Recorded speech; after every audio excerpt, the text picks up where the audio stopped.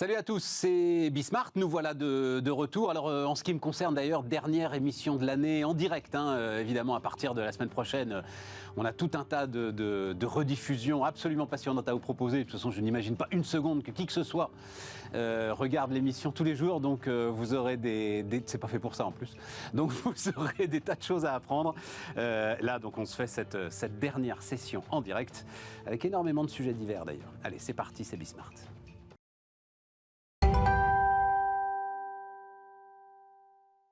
Autour de la table, Bruno Besonnier. Salut Bruno, fondateur de Another Brain AI.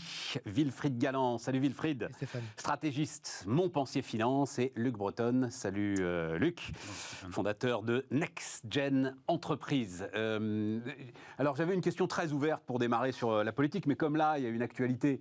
Je vous le raconte très très vite. Pourquoi est-ce que ça m'intéresse qu'on en parle? C'est qu'il se trouve que je discutais avec un certain nombre de patrons d'ETI hier soir.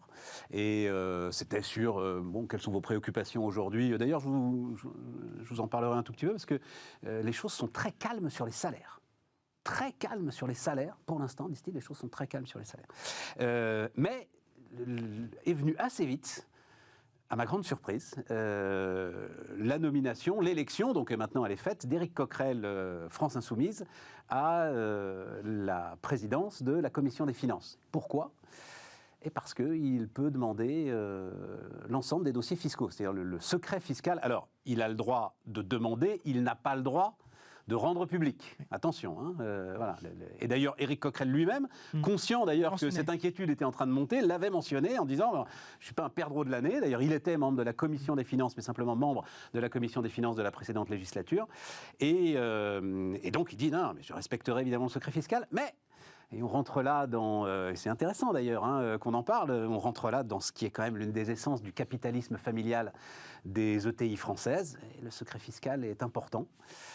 Et donc voilà, c'était leur inquiétude qui est venue assez vite. Wilfried, qu'est-ce que tu en penses? Toi aussi, qui est au contact professionnellement d'un certain nombre de ces, alors plus ou moins grandes fortunes d'ailleurs, mais en tout cas fortune entrepreneuriale, ça, il n'y a pas de doute là-dessus. Moi, je suis totalement conscient de l'inquiétude plus ou moins larvée, plus ou moins exprimée, sur le fait que une force politique ayant clairement comme objectif de renverser la table, et de se situer hors système, en tout cas hors système capitaliste, soit à la tête de la Commission des Finances, et donc capable de lever le secret fiscal. Mon sentiment là-dessus, c'est qu'on ne peut réellement dévoiler le croque-mitaine que si on l'intègre dans le jeu de la cité. C'est-à-dire que pour l'instant, il y a une espèce de jeu à se faire peur sur les barbares sont dans la place. La seule façon de civiliser, si nécessaire, les barbares, c'est de les intégrer dans la cité. Et donc de les intégrer dans les comités, les institutions de la République. On sait que Éric Coquerel a été, et tous ses confrères le disent, un membre assidu et sérieux avec une grosse capacité de travail de la Commission des Finances. De la précédente Commission. Même Éric Woerth, je pense assez peu suspect de sympathie vis-à-vis des idées de la France Insoumise, l'a parfaitement reconnu. Lui-même a dit je ne suis pas là pour faire de la chasse aux sorcières. Alors effectivement, je pense que ça va frotter probablement un peu au début sur un certain nombre de pratiques, sur la communication et surtout, moi, la crainte que j'ai, c'est comment est-ce que les collègues d'Éric Coquerel, qui pour certains sont quand même, je pense, beaucoup moins au fait des us et coutumes de la République, peuvent répercuter des informations qu'ils peuvent lui donner. Que lui-même peut avoir et avec lesquels il peut discuter. Normalement, il ne doit pas les... Normalement, non. Voilà. Donc ça c'est effectivement un sujet. Mais au-delà de ça... Mais tu as raison, c'est là qu'on va voir s'ils sont responsables ou pas. Effectivement, il faut donner leur chance. Ça me rappelle les papiers qui disaient, j'étais très jeune à l'époque, mais au moment de 1980 et au moment de l'intégration des communistes au gouvernement, que c'était absolument horrible d'avoir des ministres communistes, parce que même Charles de Gaulle n'avait pas voulu intégrer au sein de l'exécutif des ministres communistes. Et grâce à l'habileté de François Mitterrand, finalement, tout ceci s'est passé relativement bien, et aujourd'hui, ils ont complètement leur brevet de républicanisme sans aucun problème. Mais tu savais pas lire en 1980 J'étais très en avance pour mon âge. J'étais déjà très en avance pour mon âge. Et donc, effectivement, on a ce sujet-là. Moi, j'ai envie de faire confiance aux institutions dans leur capacité à avancer. C'est sûr que ça va être compliqué. C'est sûr que compte tenu en plus de la configuration de l'Assemblée, ça va forcément frotter sur un certain nombre de sujets. Mais faisons confiance aux institutions pour effectivement avancer dans une espèce de paix civile. On a beaucoup reproché à la France de mettre dans la rue ces dissensions, ces tensions, et de vouloir les gérer par la violence. Si on peut les gérer par des confrontations verbales, ce serait peut-être quelque chose de très bien. Moi, Bruno ? Je suis tout à fait d'accord avec ce principe et j'aime bien cette idée que moi j'avais vécu, parce que je suis moins jeune, sur d'autres sujets qui étaient sur le nucléaire, les pays qui ont l'arme nucléaire. Ouais. Et quand le Pakistan, l'Inde ont eu l'arme nucléaire, c'était la catastrophe, etc. Ouais. Et en fait, ceux qui se mettent à l'avoir deviennent responsables par rapport à ça. Tu as raison. Donc je pense que quand on est en charge, je sais pas, moi ce que je vois, c'est que on est responsable. Donc, et Bruno, on a vécu toi comme moi l'épisode dont parle Wilfried, oui. Moi en tant qu'étudiant, vraiment. Et je crois que les enjeux de l'intégration des ministres communistes, il faut se souvenir, on est vraiment au cœur de la guerre froide, 80, dans un gouvernement français avec l'arme nucléaire, l'ensemble des enjeux de sécurité qui pouvaient se poser étaient sans doute beaucoup plus intense. Très, très intense, oui. Que ceux du secret fiscal un certain nombre de patrons. Luc, comment est-ce que tu vois les choses ? Moi, je pense que tout député à l'Assemblée nationale n'a pas de procès en républicanisme en légitimité. À subir. Et à partir de là, les partis du centre, LR et LREM, ont fait un choix entre les deux partis de droite et de gauche, à leur droite et à leur gauche. Ils ont choisi celui-ci, ça aurait pu être de l'autre côté. Je pense que la personne en charge va prendre les attributs de ce poste. Et puis, je constate déjà sur le gouvernement et sur les décisions, notamment sur la pandémie, les effets de cette intelligence collective qui va naître de facto.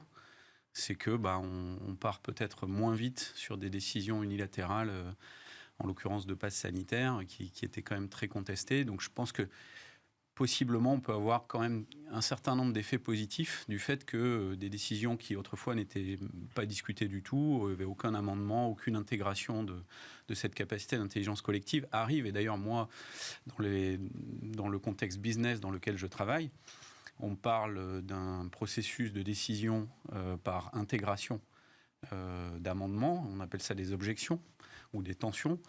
Et on appelle ça le processus de décision par consentement et non pas par consensus. Et je pense que ça, c'est ce qui va se passer à partir de maintenant à l'Assemblée. Parce que je la pressens, mais ça m'intéresse beaucoup. C'est quoi la différence entre consentement et consensus ? Avec consensus, c'est très simple, il faut que tout le monde soit d'accord. Donc, comme dirait Fernand Reynaud, ça peut prendre un certain temps, ou un temps infini. Et c'est cette fameuse phrase « qu'est-ce qu'un chameau, un cheval dessiné par un comité ?» C'est ça, c'est-à-dire qu'on aboutit à quelque chose de bancal forcément. Qui n'a pas de forme et qui n'est compris par personne. Et au final, c'est assez plat.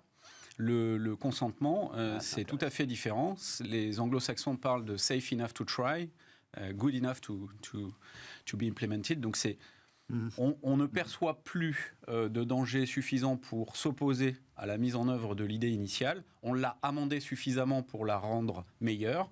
Et à partir du moment où il n'y a plus d'objection valide à empêcher sa mise en œuvre, elle est mise en œuvre. Et donc ce principe-là permet à chacun, même s'il n'a pas la majorité, de proposer des améliorations. Et si rien ne s'y oppose, in fine, elle est mise en œuvre. On ne travaille pas sur la préférence de chacun, mais sur la zone d'acceptance de chacun. Et la zone d'acceptance, elle est très large, alors que la préférence, elle est très fine. C'est intéressant. Et donc, si vous alignez les zones de la préférence ou la zone d'acceptance, eh bien, vous aboutissez à des multiples décisions très rapides ou aucune décision, ou alors avec un temps éternel. Ça peut être une vision aussi assez irénique de la chose, surtout connaissant notre capacité. Mais l'Assemblée en stage chez Luc, next-gen entreprise. L'Assemblée devient une next-gen entreprise. C'est absolument concret ce que je dis là, puisque c'est mis en œuvre par des entrepreneurs. Et je suis bien d'accord avec toi, Wilfried, que dans la vie politique, on ne l'a pas encore vu, ou pas très souvent. Absolument. Vas-y, Bruno, je t'en prie. J'aime bien, je trouve ça beau, et puis je trouve ça... j'adore. Et ça me permet de comprendre des choses aussi, mais j'aime bien. Consensus, consentement. Mais vous le savez, un de mes guides dans ces réflexions-là, ça a été le bouquin de Philippe Diribarne, La logique de l'honneur, je ne sais pas si tu as eu l'occasion de lire, qui est sur la culture, la différence de culture d'un pays à l'autre, et tu fais la référence en disant les pays anglo-saxons le font, le ci, le ça, mais il y a des différences culturelles très très fortes entre les pays anglo-saxons et les pays français avec la logique de l'honneur. Je prends un exemple tout con, mais qui est très parlant. Dans un pays anglo-saxon, quand il y a de la délégation, il y a forcément du contrôle avec. Enfin, ça fait partie, c'est la logique, reporting, contrôle. En France, le contrôle est toujours culturellement, globalement vécu comme un manque de confiance. Et c'est pas parce qu'on est des petits jeunes et qu'on ne sait pas manager, etc. C'est des choses qui sont profondément culturelles. Et donc, la culture du consensus, etc., moi, je trouve ça plutôt bien pour la France. Je suis demandeur, mais j'attends de voir. Alors, en l'occurrence, c'est très intéressant ce que tu dis, parce que en termes culturels, le consentement, c'est né aux Pays-Bas, dans les entreprises aux Pays-Bas, au moment de la Seconde Guerre mondiale, quand il a fallu prendre des décisions où des entreprises étaient proches du dépôt de bilan et qu'il a fallu intégrer les salariés pour prendre des décisions assez radicales, mais que le chef ne voulait pas assumer seul parce qu'il était trop social pour le faire. Avant, le consensus fonctionnait à peu près parce qu'il y avait de la richesse, etc. Et quand ça a été plus difficile, le consentement est apparu. Et ça a permis de sortir de l'ornière, de prendre des choix difficiles qui étaient néanmoins collectifs. Et donc c'est profondément européen comme manière de décider. Philippe Diribarne te dit la culture des Pays-Bas, depuis très très très longtemps, c'est une culture du consensus. C'est leur culture. Oui, c'est ce que je viens de dire, mais elle a accouché du consentement. Oui, mais c'est pas pour autant que c'est très européen. Oui, mais ce qu'il explique, c'est que la culture du consensus a réussi à évoluer vers le consentement pour permettre la radicalité, parce que le consensus ne permet pas la radicalité. Ouais, sauf que nous, on ne vient pas du Super consensus. Intéressant. C'est-à-dire qu'en fait, les Pays-Bas viennent du consensus, arrivent au consentement. Nous, on vient de la conflictualité et de la verticalité, qui est le pouvoir français. Et il faut aller effectivement, là aussi, vers le consentement. Mais on ne part pas du consensus du tout. Non, mais je pense que cette évolution pour la France, elle sera nécessaire, elle est très positive. Et de ce point de vue-là, ce qui s'impose à nous, puisque la France ne se réforme qu'à coup de butoir et de contraintes et de crises, eh bien, c'est le bon moment de le faire. Et en politique, comme dans le business. J'ajoute à ceci, nouveau personnel politique. C'est-à-dire sur 2 législatures, énorme brassage du personnel politique. Il te reste assez peu d'ailleurs on va appeler politiciens professionnels chevronnés qui en sont à leur 4e ou à leur 5e mandat. C'est vrai. Et on a vu à travers LREM, l'élection 2017, la déception, j'en connais personnellement quelques-uns, la déception très profonde des entrepreneurs qui sont arrivés à l'Assemblée parce que justement, ils découvraient un monde, mais qui n'avait rien à voir avec le monde dans lequel ils avaient travaillé, où on est en co-construction permanente. Donc est-ce que ces gens-là vont pas aussi se dire, tiens, bon Dieu, il y a peut-être moyen de faire quelque chose? Parce que le boulot de député, c'est un sacré boulot. C'est des gens qui font, moi j'insiste toujours là-dessus, des sacrifices financiers pour beaucoup d'entre eux, importants. Et qui travaillent comme des chiens. Qui travaillent comme des chiens, dans des conditions qui sont des conditions assez invraisemblables. On en a parlé autour de cette table, je me souviens de pourfendeurs de la dépense publique qui disaient, et notamment l'Institut Molinari, qui dit mais il faut absolument, s'il y a une dépense à faire, mais c'est renforcé, mais x10. C'est-à-dire la façon dont nos députés sont entourés par rapport à un représentant américain ou un congressiste américain, mais c'est ridicule. Y compris les moyens matériels qui sont absolument dramatiques. Moyens matériels, moyens de staff, d'expertise, etc. Donc tu vois qu'à un moment on est un révélateur là-dessus pour être super intéressant. Espérons-le.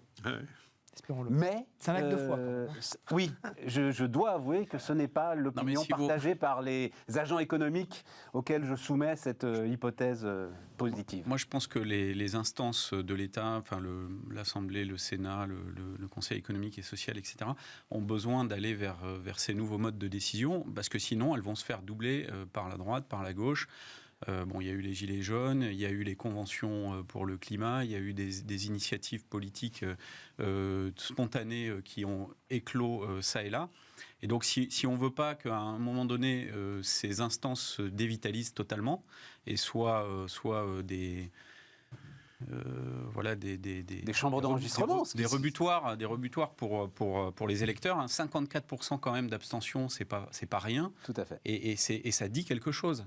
C'est pas juste la fainéantise d'aller voter, c'est que les gens ne trouvent pas dans ces représentations le moyen de leur expression. Donc il faut quand même revitaliser ça et revoir les modes de fonctionnement et s'inspirer de ce qui se passe ailleurs n'est pas mal. Ça s'appelle du benchmarking. Bon alors, c'est assez basique. Pour quand même casser un tout petit peu l'ambiance, c'est qu'il y a gros à parier quand même que le premier consentement qu'ils vont tous faire, c'est de dépenser, c'est d'ouvrir le carnet de C'est chèques. ce qu'on appelle en France le plus petit dénominateur commun. Et le plus petit dénominateur commun, c'est le carnet de chèques public. Alors là, effectivement, on aura plus que du consentement. Je pense qu'on aura presque, sur certains aspects, un consensus très fort. Je ne suis pas sûr. Mais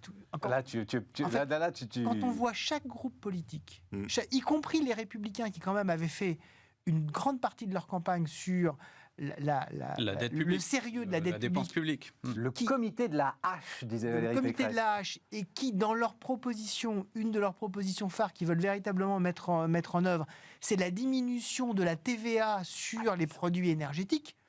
J'ai beaucoup de mal à penser qu'on va se trouver dans une autre situation que d'une course, en tout cas sur cette première loi, à dépenser plus. Mais là où je te rejoins, c'est que je pense qu'il faut, dans les premiers temps, avoir ces instants-là, ces instants où tout le monde va faire des retours d'expérience en disant ça se passe pas suffisamment bien, en fait on a peut-être fait un peu n'importe quoi, ou en tout cas personne n'est très content à la fin. Et donc le véritable sujet, le juge de paix, ce sera le vote du budget. Je pense que le premier vote du budget se passera de façon très compliquée, forcément, parce que c'est là où en fait on va voir les contraintes arriver, les murs, est-ce qu'on passe en dessous, est-ce qu'on creuse, est-ce qu'on essaie de le repousser. Et donc, suite à ce vote, je pense que ce vote passera à l'arrache avec un 49-3, avec des gens qui vont s'abstenir, enfin avec le jeu des partis. Suite à ça, effectivement, on va pouvoir peut-être mettre en place d'autres types de pratiques en disant c'est pas satisfaisant ce qu'on vient de faire. Mais je pense, pour parler de la culture de conflictualité française, il faut qu'à un moment donné, on ait cette espèce d'étincelle qui dise ça va pas, et là, les bonnes volontés pourront peut-être se mettre en place. Mais je pense qu'on aura probablement besoin, j'espère me tromper, probablement besoin d'un ou deux exemples qui se passeront pas formidablement bien pour après retrouver effectivement cette vocation à travailler ensemble que j'appelle de mes voeux. Là, en attendant, on va lâcher donc une soixantaine de milliards. Ouais, mais ça, alors, les 50, ça reste un mystère pour moi. Certains de mes confrères m'écoutent. Je ne comprends pas pourquoi ceux qui font les calculs, les journalistes, n'intègrent pas EDF dans les calculs. C'est-à-dire qu'ils mettent Total et EDF sur le même plan. Total fait une remise de, je ne sais plus combien d'ailleurs. 12 centimes. 12 centimes sur le litre d'essence. Okay. Mais EDF, c'est de l'argent public. Enfin, ça doit parfaitement être intégré dans... il faudra de toute façon recapitaliser la boîte. Enfin, il n'y a aucune différence. Donc on va quand même lâcher... Non, c'est juste parce qu'on en avait parlé ensemble avec Bruno. Le plan France 2030. Oui, c'est vrai. Ouais. Tu te souviens du raout 2 heures. Et avec Bruno, on avait discuté ensemble. 30 milliards sur 5 ans. 50 à 60 milliards sur 6-8 mois. Et dont tu te rends compte, dont plusieurs dépenses récurrentes.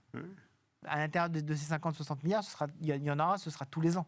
On a même entendu... tu crois tous les ans? Qu'est-ce que tu mets tous les ans? Parce que ce qui coûte très très cher, c'est le bouclier énergétique quand même. Celui-là, il va s'arrêter quand même un moment. Disons que la revalorisation du point d'indice... Ah oui.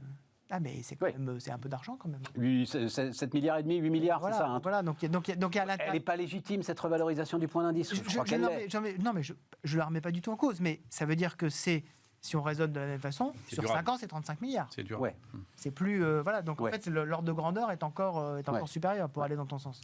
Puis de l'autre côté, France 2030, maintenant, ils ont, en agrégeant avec ce qui restait dans certains... C'est passé à 54 milliards. Mais c'est quelque chose qui était prévu pour être en parallèle avec tous les autres dispositifs de soutien de l'innovation, pour prendre des paris, et pour aller vite, et prendre des paris, et focaliser, et concentrer sur certains... Et ça, petit à petit, c'est en train d'être dilué, d'être phagocyté, d'être intégré par tout le système ENARC, BPI, etc. Aspiré par Bercy. Ouais, exactement. Enfin, on voit pas grand-chose ça se repousse, on voit pas grand-chose. Et j'ai peur, moi, que cette idée que je trouve géniale d'être prêt à prendre des paris, ce qui est un peu risqué, prendre des paris, parce que forcément, il y en a qui seront perdus et tout. Et j'ai peur que ça tombe à l'eau, que ça rentre dans une... Le sujet de la dépense Moi, ce que j'ai entendu le Luc. plus ahurissant dernièrement, c'est le terme que je croyais qu'on n'entendrait plus jamais de soult lié à l'inflation. J'ai trouvé ça magnifique. Magnifique. Attends, mais la soult, et c'était France Télécom, la soult.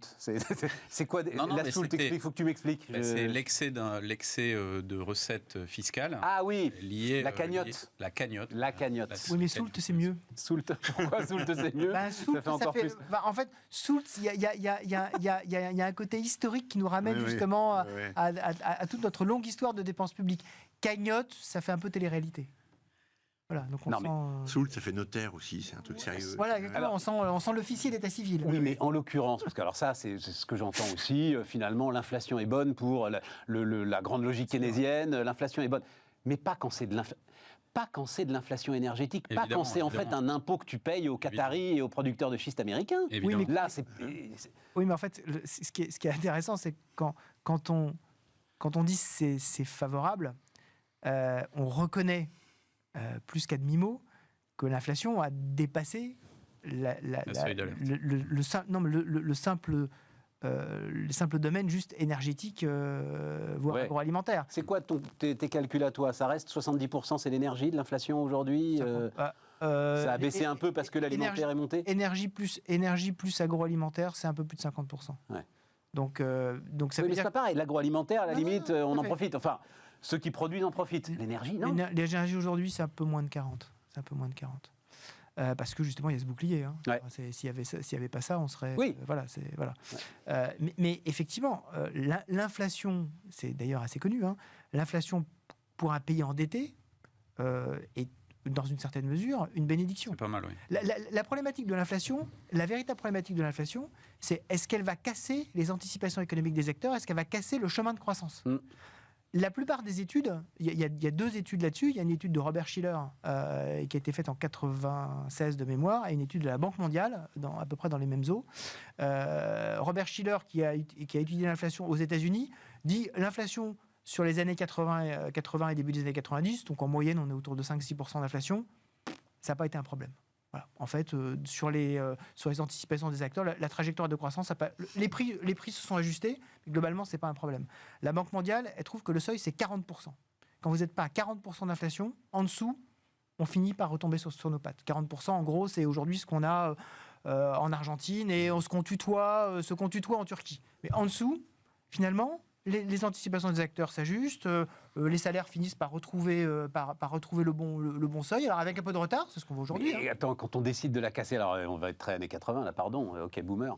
Quand on décide de la planche à voile de Jacques Delors, quand on décide de la casser sur 82, 83, 84, elle est à 12-15%, elle n'est pas à 40%. Ouais. Et c'est en train de casser complètement la machine. Exactement. Donc, en fait, le sujet, c'est qu'il ne faut pas aller trop fort pour le casser. Moi, j'aime bien regarder la période Paul Volcker aux États-Unis. Ouais. Tout le monde dit Paul Volcker a monté les taux jusqu'à 18% pour casser l'inflation. C'est cette Mais période-là. non, il l'a pas fait pour casser l'inflation, Paul Volcker. Il l'a fait pour redonner de la crédibilité au dollar, qui s'était effondré dans les années 70. Le dollar de 1971, l'arrêt de Bretton Woods, 76, l'accord de la Jamaïque. Donc je me désancre de l'or, puis je me désancre de toutes les autres monnaies et je suis en pur change flottant. Le dollar, par rapport à l'or, il baisse de 4. Enfin, il y a un rapport de 1 à 4. De 1 à 4. Donc la problématique, c'est que le dollar s'effondrait. Donc il fallait redonner de la crédibilité au dollar. Il fallait redonner de la stabilité au système monétaire. C'est ça qu'a fait Paul Volcker. D'où le dollar fort d'aujourd'hui, que personne ne veut remettre en cause parce que c'est un mythe et qu'il ne fallait surtout pas que ça s'effondre. Aujourd'hui, on n'est pas dans cette situation-là. On a une vraie stabilité monétaire. Donc, moi, toute ma problématique aujourd'hui économique, c'est qu'il ne faut pas casser la mécanique économique en allant trop fort parce qu'on va se retrouver, alors certes, avec une inflation très faible, mais avec une économie à plat. Ouais. Et ne nous trompons pas, quand j'entends des gens dire... C'est une tentation, ça, oui, voilà. Voilà, qu'on entend, quand j'entends des gens dire il faut choisir entre la peste et le choléra, je suis désolé, le choléra c'est 8-10% de mortalité, la peste c'est entre 50 et 80%. C'est vrai, ça? Ah ouais. Entre les deux, je préfère le Donc choléra. on peut choisir entre la peste et le choléra, en fait. Bah, c'est ça, quand on dit il faut choisir entre la peste et le choléra, bah oui, moi je prends le choléra, vous prenez la peste. Eh, mais on apprend de ces trucs. Voilà. Mais Donc en fait, il faut choisir le choléra. bah, bien sûr. Ah, Bien dis sûr. donc. Mais par contre, c'est devenu. Non, c'est l'autre nom pour Carib-Dessila. Un mot, Wilfried, parce que tu es là. Donc là, il y a eu grande réunion des banquiers centraux à Sintra, au Portugal. Voilà. Très joli endroit. Et tension sur les taux, les dettes souveraines, etc. Et tout. Et on a l'impression qu'en fait, la Banque Centrale Européenne donc, est en train de réfléchir à des outils. Je ne sais pas ce que c'est, des outils. Ah bah oui. Ouais. Surtout pas être trop précis. Hein. Surtout pas être trop précis. Mais globalement, on va nous redonner un visa pour continuer à dépenser tant et plus. En fait, ce qu'on est en train de voir, c'était un scénario que j'avais évoqué avec toi comme étant une hypothèse assez peu probable, mais qui est en train de se matérialiser. C'est une dissociation de la politique de taux d'intérêt d'un côté et de la politique de rachat d'actifs de l'autre. C'est-à-dire que la politique de taux d'intérêt, c'est le prix du risque et le prix du temps. Ouais. Tout le monde commence à comprendre que, en particulier les taux négatifs, et quand on écoute bien les banquiers centraux, ça fait déjà au moins 2 ans qu'ils nous disent on reconnaît bien que ça marche pas très fort. Même Villeroy de Galhau, qui est quand même en fait, le Bernard von Riesenburg de la langue de bois, hein, c'est les bénistes apostards du XVIIIe siècle de la langue de bois, reconnaît quand même à demi-mot que c'était pas non plus une exceptionnelle réussite, ce qui dans ces termes veut dire qu'ils se sont totalement plantés. Donc effectivement, revenir à des taux positifs, ça paraît, en particulier aujourd'hui, une évidence. Revenir à des taux qui soient à peu près cohérents avec la croissance potentielle, en Europe c'est à peu près 1%, aux États-Unis c'est autour de 2, 2,5%, c'est relativement logique.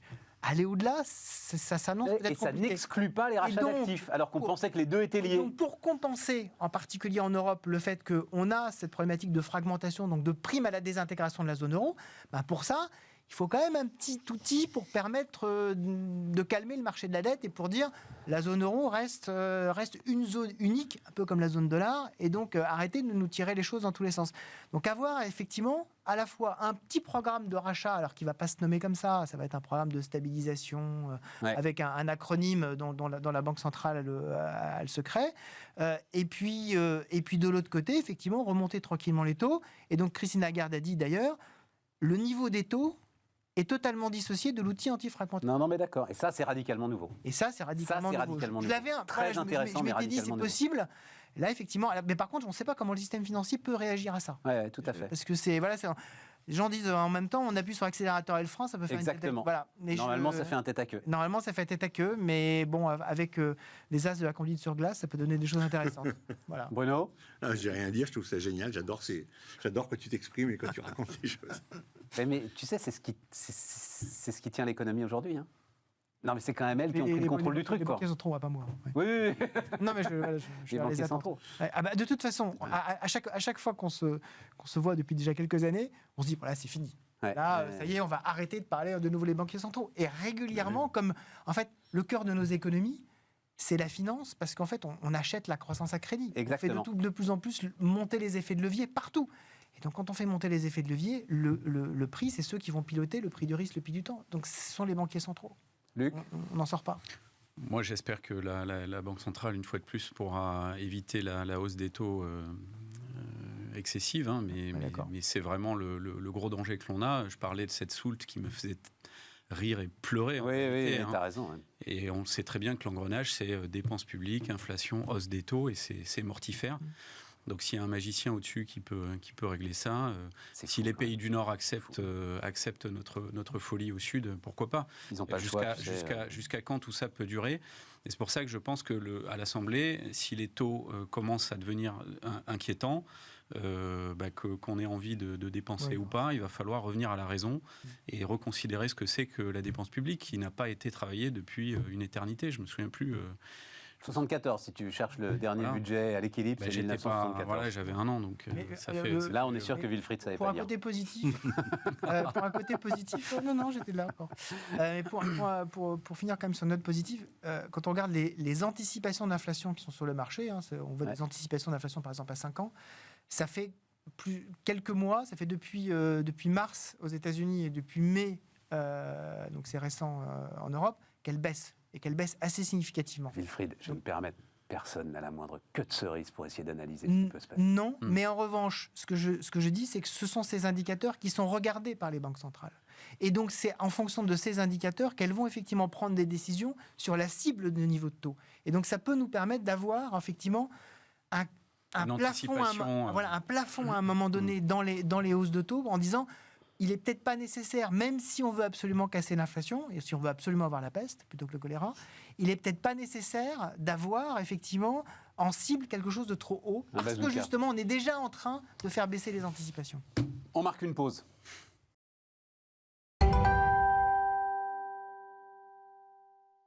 On repart, les amis. Donc, on a appris qu'il faut toujours privilégier le choléra par rapport à la peste. Et Bruno, tu sais qui est arrivé en premier, de l'œuf ou de la poule? Comme tout le monde. Oui, j'adore ton expression, parce que y a le prêt-à-penser, on dit que toutes les poules viennent d'un œuf et tous les œufs ne viennent pas d'une poule. Tous les œufs ne viennent pas d'une poule. Donc, on le sait bien. Voilà. Simple. Voilà. Donc c'est l'œuf d'abord. Et d'un seul coup, l'énigme serait s'éclaircit devant nos yeux. Voilà. C'est comme la peste et le choléra, c'est une évidence. C'est vrai. En fait, on colporte tous du prêt-à-penser. J'aime bien, moi, quand on s'interdit et on repense les choses. Radonne-moi le truc, la peste a un taux de mortalité 5 fois supérieur au choléra, globalement. C'est ça que tu nous as dit. Hein. Alors, Bruno, parce que quand je vois passer des trucs intelligence artificielle, je les mets de côté. Et là, quand même, je ne sais pas si vous aviez vu ça, cette histoire autour de Google. Donc, je lis. Alors, je lis pour vous. C'est l'article des Échos qui avait raconté ça. C'est une histoire digne d'un film de science-fiction, écrit les Échos. Un robot capable de penser et d'avoir des sentiments. C'est en tout cas ce que clame Blake Lemoine, ingénieur chez Google. Selon lui, un outil d'intelligence artificielle baptisé la MDA, Language Model for Dialogue Applications, serait doué d'une sorte de sensibilité, tout comme un enfant de 7 ou 8 ans, des affirmations qui ont valu à ce spécialiste de l'intelligence artificielle d'être mis en retrait par Alphabet. Dans un entretien au Washington Post, Blake Lemoine, qui a étudié donc les sciences cognitives et l'informatique, raconte qu'il parlait religion à son robot, que celui-ci évoquait aussi ses droits et sa personnalité. Et donc je me tourne vers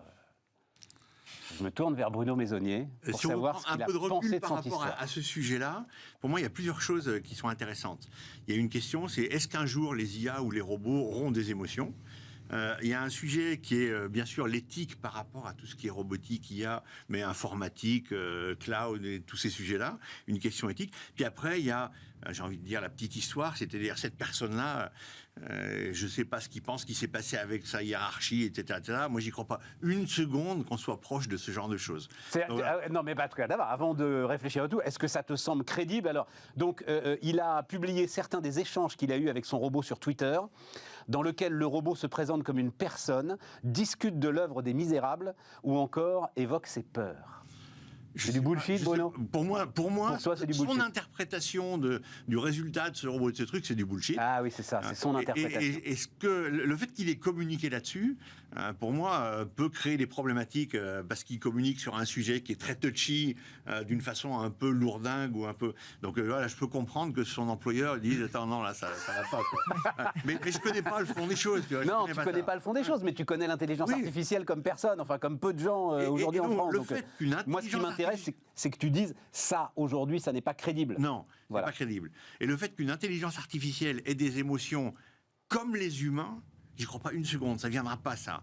Il y aura des émotions, on dotera d'émotions les robots et les IA, oui, on leur donnera la capacité d'avoir de véritables émotions. On va pas leur faire, on saura leur faire mimer, faire comme si elles avaient des émotions vis-à-vis de nous dans l'interaction.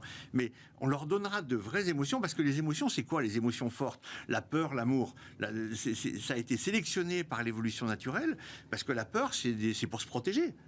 Et si les IA se mettent à avoir un rôle important dans nos vies, on voudra qu'elles se protègent. Donc en fait, on va leur donner une capacité à avoir une vraie peur, mais vue de leur côté, à leur façon, pas à notre façon, pour être capable de se protéger. Et pareil, pour être capable j'ai envie de dire, d'être, faut pas que je dise d'aimer les hommes, mais d'être au service de l'humanité. En empathie. Et au service vraiment, pour le bien de l'humanité, il faudra qu'on les dote de quelque chose qui profondément va leur générer des réactions positives quand elles font du bien.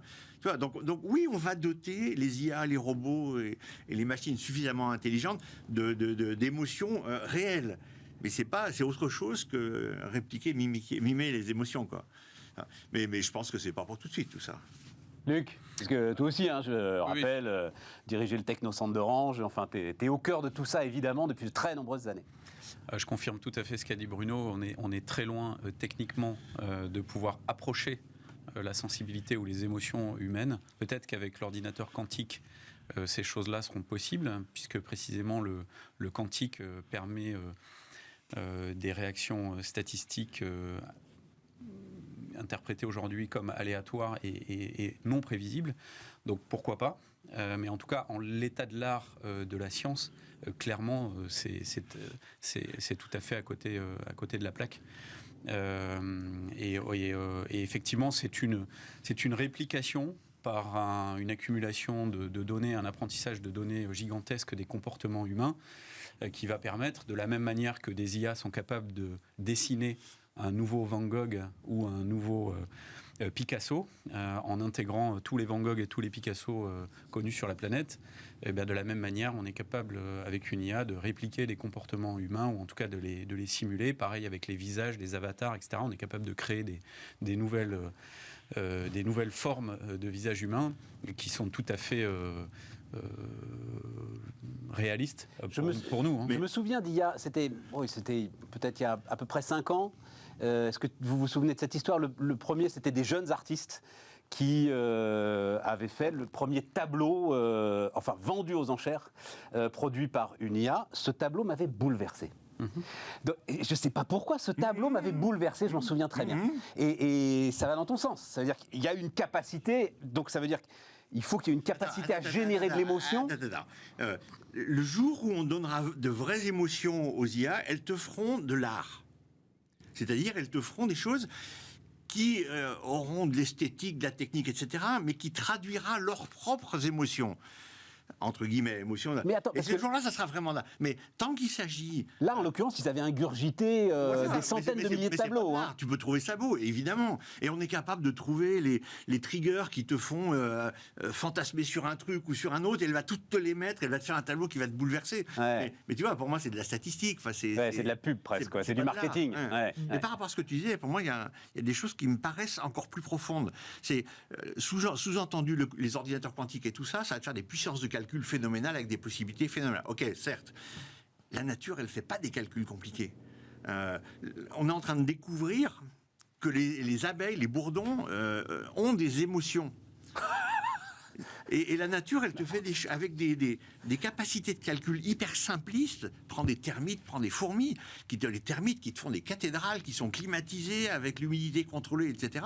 Là, tu vois, faut pas qu'on passe son temps à se dire plus on aura des puissances de calcul grandes et le quantique va nous en apporter plus ça nous permettra d'approcher la nature. La nature, elle fait complètement autrement. Et elle fait des choses simples. Ce que je pointe dans le quantique, c'est voilà exactement. Ouais. Ce que je pointe dans le quantique, c'est pas tant la capacité. Oui, j'ai bien compris. Que la capacité du quantique à être à la fois, comme dans l'expérience de Young avec les deux fentes, une particule et une onde. Luc, j'ai parfaitement compris, mais je suis pas sûr que tout le monde comprenne ça quand on entend parler de quantique. La particule et l'onde, non, c'est moins clair que la peste et le choléra. Je suis largué. Vas-y, Luc, si tu peux le dire simplement. Pour l'expliquer en 2 phrases, le principe des molécules ou des atomes ou des entités essentielles, y compris compliquées d'ailleurs, c'est pour ça qu'on peut aller jusqu'à des molécules dans la physique quantique, c'est d'être à la fois un individu, c'est-à-dire une entité autonome, et à la fois une partie de quelque chose plus grand qui est une onde. Et que tant qu'on n'a pas visualisé ou comptabilisé cette particule, elle est une onde, et donc on ne sait pas où elle est. Et au moment où on l'observe, elle se cristallise, si j'ose dire, et elle prend une position. Mais ça, c'est lié à l'observation, en fait. Et donc cette capacité à être soi est partie d'un tout.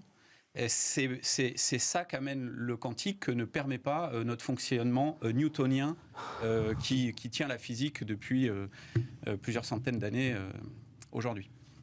Hein, pareil, je suis assez newtonien dans mon approche. Oui. Pareil, ça ne nous a pas échappé. On va faire le et alors, newtonien. Dans le même temps, de manière, alors cette fois-ci beaucoup plus triviale, mais dans le même temps, j'ai trouvé intéressant aussi ce que nous dit donc Microsoft. Microsoft vient de cesser le développement et la vente d'outils de reconnaissance, alors là, de nos émotions, à partir de la reconnaissance faciale, et va plus largement limiter la portée de ces technologies. Des experts à l'intérieur et à l'extérieur de l'entreprise, dit Microsoft, ont souligné l'absence de consensus scientifique sur la définition des émotions et les préoccupations accrues en matière de confidentialité autour de ce type de capacité. Il y avait en plus, ajoute-t-il, des biais culturels l'expression des émotions étant différente selon les différentes cultures qui les expriment. Mais c'est un sujet de plus sur lequel Microsoft recule sur la... Ils reculent, ils ne font pas preuve de responsabilité, parce que reculer, c'est négatif. Ah oui, voilà, c'est ça. Mais moi, je trouve ça très bien. C'est une reconnaissance qu'il n'y a pas d'issue en la matière. Effectivement, selon les cultures, les signes du visage sont très différents, les signes corporels peuvent être interprétés de manière très différente, et donc ça ne marche pas. Mais plus globalement, il y a quand même une volonté de la technologie de vouloir épier tout ce que fait l'homme dans toutes ces circonstances, et c'est assez intolérable lorsque ça va sur ces dimensions-là. Et donc je pense que là aussi, la jurisprudence devra mettre des barrières, devra arrêter les choses. Parce que sinon, on installe des millions de caméras, des centaines de millions de caméras chaque année sur la planète, et donc il n'y aura plus du tout aucune espèce d'intimité ou de capacité à échapper à Big Brother. Et donc ça, je pense que pour des firmes comme Microsoft, ils ne devraient pas attendre d'en arriver là pour poser les principes d'éthique que Bruno évoquait, qui me semblent tout à fait fondamentaux, et qui aujourd'hui manquent définitivement, parce qu'on ne peut pas... Oui, mais rends-leur hommage quand même, Luc. Je l'ai fait, j'ai commencé par ça. Il y a tellement de mal à dire du bien de Microsoft. Non, mais c'est pas ça, mais c'est... Au tout début, c'est vrai qu'au tout début, on a c'est vraiment l'incipit. Grand pouvoir, grande responsabilité, et je trouve que sur la course effrénée à la productivité, on loupe un peu des étapes fondamentales, et c'est dommage. Voilà. Mais c'est pareil, moi j'ai entendu deux choses là-dedans. La question éthique, c'est pas bien, etc., etc. Et la question, en fait, on n'y arrive pas bien scientifiquement et technologiquement. Donc je sais pas lequel est le véritable moteur. Parce t'as raison, Bruno. T'as raison. La réponse est dans ta question, cher.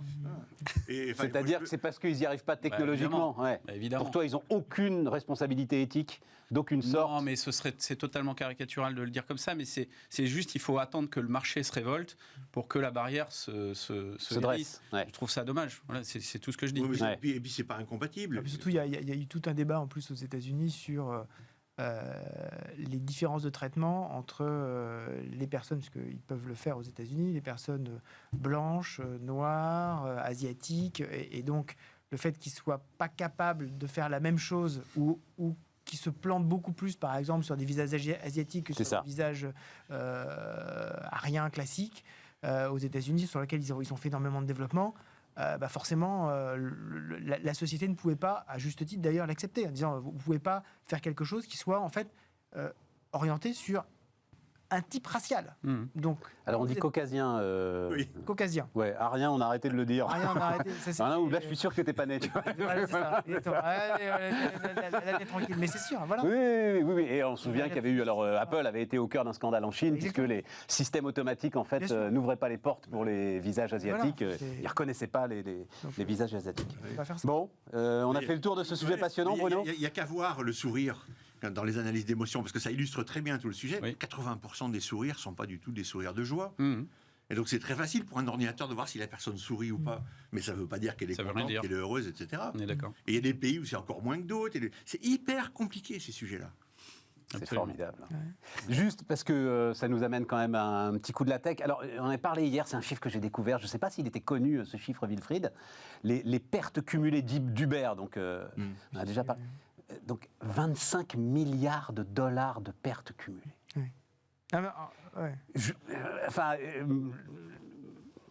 Très franchement, tu vois, on défend l'économie de marché, le système capitaliste, la libre concurrence, l'ensemble de ce dont on pense que ça fait la croissance. Quand tu soutiens un truc à ce niveau-là, 25 milliards de dollars, je me dis qu'il y a quelque chose de profondément, mais c'est le bouquin de Thomas Philippon, il y a quelque chose de profondément vicié dans ce système avec des primes d'aléa morale qui sont aujourd'hui considérables. C'est vrai, mais là on prend en fait en exemple, je pense, le mauvais exemple. C'est-à-dire, c'est une boîte qui est cotée. Et donc, elle a fait l'effort de cette transparence. On sait ça, justement. On est totalement capable de calculer le fait que ils ont dépensé un certain nombre d'argent qui sont effectivement insolvables dans un certain nombre de cas.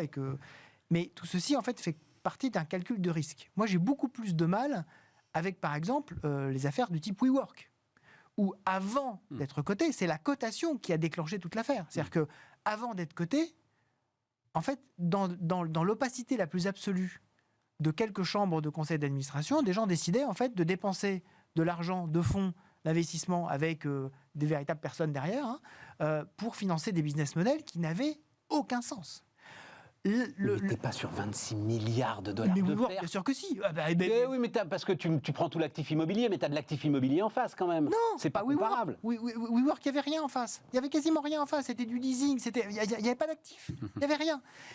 Enfin, c'est des choses qui sont ahurissantes. En fait, il y a beaucoup plus de problématiques liées à l'argent illimité qui se sont développées dans le secret du non-côté. Mais c'est le même sujet, c'est du soutien abusif. Et donc c'est de la destruction de concurrence en fait. Là en l'occurrence, c'est pas abusif parce que c'est ouvert.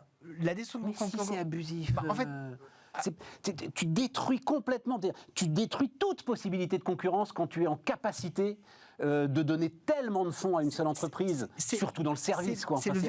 C'est le véritable problème d'avoir cassé la référence du prix du risque et du prix du temps à un moment donné. C'est-à-dire qu'en fait, tout devenait possible. Et donc, il y avait tellement d'argent disponible que globalement, effectivement, on a tordu des dispositifs qui devaient être des dispositifs de concurrence et on a cassé des modèles qui étaient de véritables modèles pertinents en finançant d'autres modèles qui ne l'étaient pas. C'est tout à fait vrai. Mais en fait, à partir du moment où vous faites le choix d'être public, ça finit par se voir. Il y a au moins un calcul. Quand ce n'est pas le cas, c'est là où j'ai un véritable énorme problème. C'est là où, moi, mon angoisse profonde, c'est qu'est-ce qu'il y a véritablement derrière énormément de sociétés qui ont été financées, où l'objectif, en gros, c'est de faire de tour de table en tour de table et de cramer de plus en plus. Mais oui. Au moins, quand vous êtes coté, à un moment donné, votre cours descend, votre cours descend de 90%, on se rend compte qu'il y a un problème, quoi. Alors que Luc, sinon, il m'a dit que tu n'étais pas d'accord avec mon émoi. Oui, je ne suis pas d'accord. Alors, pour les raisons que Wilfried a très bien indiquées, effectivement, c'est une boîte qui est publique, dont on peut acheter les actions. Donc, si elle doit s'effondrer, elle s'effondrera. Donc, il n'y a pas de problème de ce côté-là. Ensuite, si on regarde précisément quand est-ce qu'il y a des pertes d'argent, il n'y en a pas chaque année déjà. Donc, c'est un business qui peut être à l'équilibre et qui peut même générer du profit. Une seule année de profit. Sur toute l'histoire d'Uber, une seule année de profit. C'est une entreprise jeune. Et qui est basé sur un modèle de scale, et donc le modèle de scale, on y est. Et en plus, ils ont fait des investissements gigantesques pour devenir numéro 1 mondial partout, y compris en Chine avec Didi. Et d'ailleurs, la principale source de leurs pertes récentes, c'est justement la dépréciation sur le marché chinois. Donc moi, je ne suis pas très inquiet pour cette société. Je pense qu'ils ont créé un nouveau marché. Non, moi, c'est pas ça mon sujet, Luc. C'est pas d'être inquiet ou pas sur cette société. Non. Moi, mon sujet, c'est la concurrence. Moi, mon sujet, c'est que cette société, financée tant et bien, a mis par terre l'ensemble de ceux qui auraient voulu à un moment ou à un autre se dresser contre elle et qui auraient peut-être été plus efficaces. Moi, mon sujet, c'est la concurrence. Et l'Amérique est en crise de concurrence, Thomas Philippon l'écrit très justement, du fait de ces financements abusifs. Alors lui, mais vraiment, lisez son bouquin, j'en ai fait la pub tant et plus sur cette antenne. À la fin, c'est le financement des campagnes électorales. À la fin, c'est le système politique américain. À la fin, c'est ça. C'est vraiment le crony capitalisme dans ce qu'il a de plus mortifère pour l'économie américaine. Mais encore une fois, moi, c'est là où je dis le politique doit reprendre ses droits. Si le politique n'est pas foutu de réguler un espace économique qui s'appelle l'Europe, tant pis pour lui, et tant pis pour les Européens, et tant pis pour nous, et tant pis pour les entrepreneurs français et européens. Et c'est bien malheureux, moi qui défends depuis plus de 30 ans maintenant, le fait qu'on a besoin d'avoir une économie, une innovation en Europe qui soit une alternative réelle et d'orienter notamment les dépenses publiques, qui sont à peu près nos impôts, vers ces acteurs européens. Donc on n'a pas été foutu de le faire, on n'est pas foutu de réguler les acteurs de la tech. Uber en est un, parmi d'autres. C'est pas le plus visible dans la tech, mais c'est un acteur de la tech. Et donc voilà, moi je reviens aux politiques. C'est là que le politique doit faire quelque chose, et certainement pas sur les soultes dont on a parlé initialement. Et les États-Unis connaissent régulièrement ce genre de phase. C'est-à-dire que quand on voit il y a un peu plus d'un siècle, à la fin du 19e siècle, il y a un âge qui s'appelle le Gilded Age. Oui, mais bien sûr. Que certains appellent l'âge d'or. C'est pas vrai. Hein. C'est l'âge TOC, en TOC. Gilded, c'est pas Golden, hein, c'est en TOC. C'est en fait tous les premiers conglomérats qui effectivement avaient une telle puissance qui disaient, pareil, qui disaient aux politiques, vous inquiétez pas, on s'occupe de tout. Bah, bien sûr. Voilà. Et donc il a fallu effectivement que progressivement le politique reprenne. On l'a fait sur le pétrole, on l'a fait sur le chemin de fer. C'est ce qu'on attendait de Biden. Quand Biden est arrivé, nomination de la nouvelle présidente de la commission de la concurrence aux États-Unis, son homologue au département de la justice, voilà, 13 aussi. Là. Bon, force est de constater que pour l'instant, il ne se passe pas grand-chose. Rien, voilà. Absolument. Est-ce que c'est... Bruno, tu as un mot à dire là-dessus? Parce qu'après, j'avais une question à Wilfried. Luc dit, en fait, c'est un peu... tant pis pour les politiques européens s'ils ne sont pas capables de... Mais là, c'est l'Amérique, le sujet. Non, mais il parle ça nous retombe sur nous, peuple européen, et les politiques... non, mais je suis cynique quand je dis ça, je suis désolé. Hein. C'est une catastrophe. Mais le problème, c'est qu'ils ne sont pas en train de s'améliorer, les politiques, et du coup... Non, et puis là, on voit avec la guerre ukrainienne, la montée en puissance des États-Unis qui est déjà énorme sur l'Europe. Enfin, c'est considérable. Ouais, donc on est totalement vassalisé à tout point de vue. Moi, je suis déçu par la réaction des Français, des Allemands, etc. etc. Et finalement, la réaction des Anglais me plaît mieux. Hein. Ah, tu parles de la guerre en Ukraine, là. Oui, mais alors là, c'est un autre sujet. On en reparlera quand on se reverra, mais je trouve que quand on se reverra en septembre. C'est-à-dire que finalement, nous, on est dans le rationnel pur en Europe. Et... Oui, mais là, comme je ne suis pas du tout d'accord avec toi, ça nous emmènerait dans un débat certes intéressant, mais peut-être un peu trop long. Tu vois, voilà. Une autre fois. Non, Wilfried, j'ai lu à droite à gauche, donc il y a... c'est quoi? C'est 30% de baisse sur le Nasdaq depuis... Un peu moins, mais c'est ça. Oui, voilà, c'est à peu près ça. Ouais. Et j'ai lu Too Big to Fail pour, c'est ce qui était à l'origine sans doute de la crise bancaire de 2007-2008, mais maintenant pour les GAFA et pour les géants de la tech.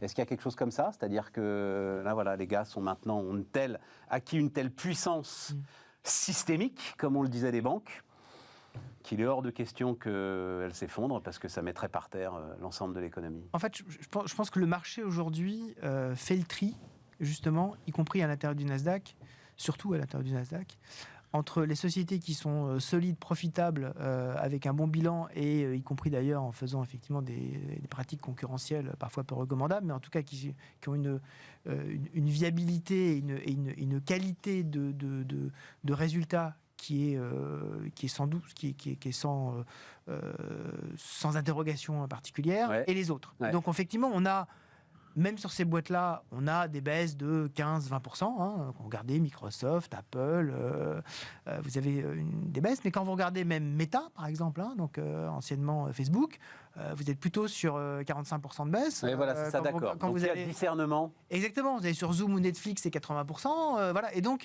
en fait, tout n'est plus possible. Et effectivement, il faut distinguer les méga géants, mais peut-être que, y compris à l'intérieur des GAFAM, on va distinguer. On va distinguer. C'est pas pareil d'être Meta et d'être Google. Et d'être Google, c'est pas pareil d'être Amazon et d'être Apple. Voilà, il va falloir. Luc, mais fais court parce que je voudrais qu'on parle de ton entreprise régénératrice. Parmi les grands, il n'y a pas qu'une analyse financière, je dirais entre guillemets. C'est pas péjoratif, mais factuelle ou bête et méchante. Il y a aussi, c'est quoi le projet des boîtes?